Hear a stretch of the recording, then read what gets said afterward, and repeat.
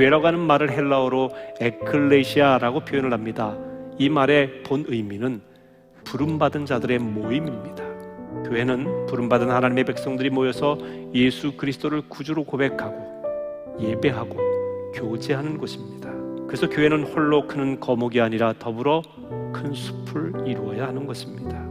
안양교회도 공동체입니다. 안양교회 탄생에 결정적인 역할을 했던 분이 이순희 속장님이시지만 하나님은 이순희 속장님만을 통해서 일하신 것이 아닙니다.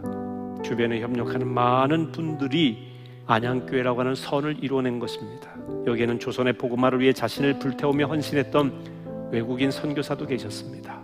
남편을 잃은 여인도 있었죠. 이 선교사님을 도와 일했던 전도 부인도 있습니다. 명문학교를 다니던 엘리트 학생들도 있었습니다. 나이가 지긋하신 순회 목사님도 계셨고요. 또 시장의 상인도 있었고 거기서 지게꾼으로 일을 하던 노동자도 있었습니다.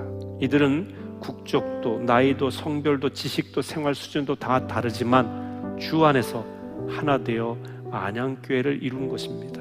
한 사람으로 시작해서 여러분이 함께 헌신하여 세운 공동체가 바로 우리 안양교회입니다. 근데 중요한 것은 왜 하나님은 안양교회를 세우셨을까요? 교회의 사명은 뭐니 해도 생명을 살리는 것입니다. 교회는 생명이신 예수를 본받아 생명 살리는 일을 감당해야 되는 공동체입니다.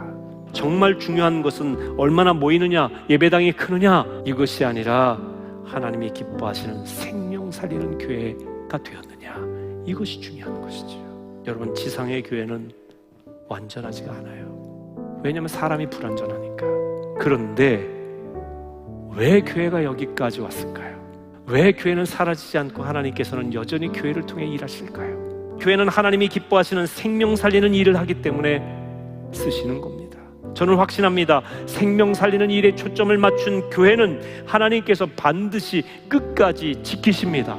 생명 살리는 일을 위해서 힘쓰는 성도들 하나님께서 끝까지 보호하십니다. 82주년 맞이한 우리 안양교회는 역사를 자랑하는 교회가 되어서는 안 됩니다. 하나님께서 귀히 여기시는 생명을 자랑하는 교회, 생명의 역사를 만드는 교회가 되어야 됩니다.